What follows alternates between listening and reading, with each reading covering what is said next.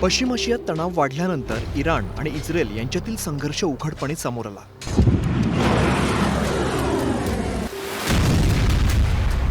अमेरिकेने इस्रायलला लष्करी आणि तांत्रिक मदत दिल्यानंतर परिस्थिती अधिकच गंभीर झाली.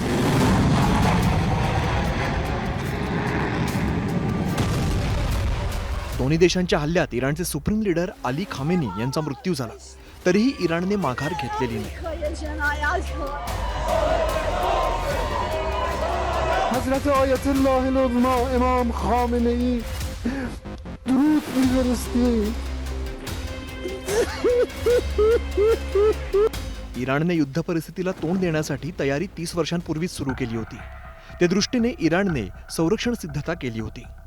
इतकंच नव्हे तर इराणची लढाई पारंपरिक युद्धावरती आधारित नसून बहुस्तरीय रणनीतीवरती आधारित आहे. इराणने या युद्धामध्ये कोणत्या 3 प्रमुख पद्धती वापरल्यात ते आता आपण बघूया. मिसाईल आणि ड्रोन हल्ले, हिजबुल्ला सारख्या दहशतवादी गटांची मदत आणि समुद्री मार्गांवरती नियंत्रण मिळवून इराणने आघाडी घेतली.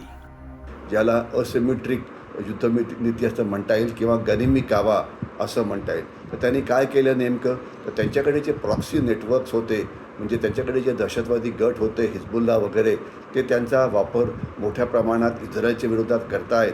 आणि त्याच्यामुळे इस्रायलचं आता लक्ष हे पूर्ण लेबनॉनवरती अडकलेलं आहे, जिथून हिजबुल्ला इस्रायलवरती मोठ्या प्रमाणामध्ये हल्ले करत आहेत. दुसरं, त्यांनी होर्मुझची जी समुद्रधुनी आहे त्याचा वापर एक मोठा शस्त्र म्हणून केलेला आहे. इराणने अमेरिकेला मोठा दणका देण्याची तयारी आधीच केली होती. त्यामुळेच पश्चिम आशियातील अमेरिकेच्या लष्करी तळांवरती जोरदार हल्ले चढवण्यात आले. इराक, सिरिया, जॉर्डन, सौदी अरेबिया, UAE आणि कतारमधील तळांना इराणनं लक्ष केलं. अमेरिकेला लष्करी मदत दिली तर युद्धाचा फटका बसेल असा संदेश इराणनं दिला. परिणामी हल्ल्यांमुळे अमेरिकेवरील दबाव वाढला. इस्रायलला मिळणाऱ्या मदतीत अडथळा निर्माण झाला. त्यामुळे जागतिक बाजारात अस्थिरता निर्माण झाली. याचा थेट फायदा इराणला झाला. की त्यांचं सर्वात मोठी चूक होती की त्यांना वाटलं की जर सर्वोच्च नेता खामेनी मारला गेला तर युद्ध संपेल. तसं नाही. इराणनी दुसऱ्या फळीचं नेतृत्व, तिसऱ्या फळीचं नेतृत्व, चौथ्या फळीचं नेतृत्व तयार करून ठेवलेलं आहे आणि प्रत्येकजण आपापली लढाई लढत आहे. आणि आता एक इराण युद्ध लढायच्या ऐवजी ते 30 वेगवेगळ्या प्रांतातून इराणच्या युद्ध लढत आहेत अमेरिकेच्या आणि इस्रायलच्या विरोधात.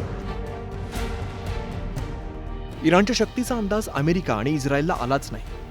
अमेरिका आणि इस्रायल कुठे चुकले ते आता आपण बघूया. इराणची लष्करी क्षमता वाढलेली आहे. इराणने स्वतःची मिसाईल आणि ड्रोन क्षमता मोठ्या प्रमाणात वाढवली. इराणने अनेक दहशतवादी गटांना प्रोत्साहन दिलं. त्यामुळे इराणला मदत झाली. अमेरिका आणि इस्रायलला जलद विजयाची अपेक्षा असताना युद्ध लांबलं. अमेरिका आणि इस्रायलची दीर्घकालीन युद्धाची तयारी नव्हती. या गंभीर चुका दोन्ही देशांना महागात पडल्या. डोनाल्ड ट्रम्प यांना लढाईचे डावपेच कशाशी खातात याची अजिबात कल्पना नाही. मनात आलं की युद्ध सुरू करा. त्यांनी युद्ध सुरू केलं. त्यांनी अत्यंत महागडी शस्त्र वापरून, जी स्वस्तातली शस्त्र आहेत इराणची, म्हणजे ड्रोन्स आहेत किंवा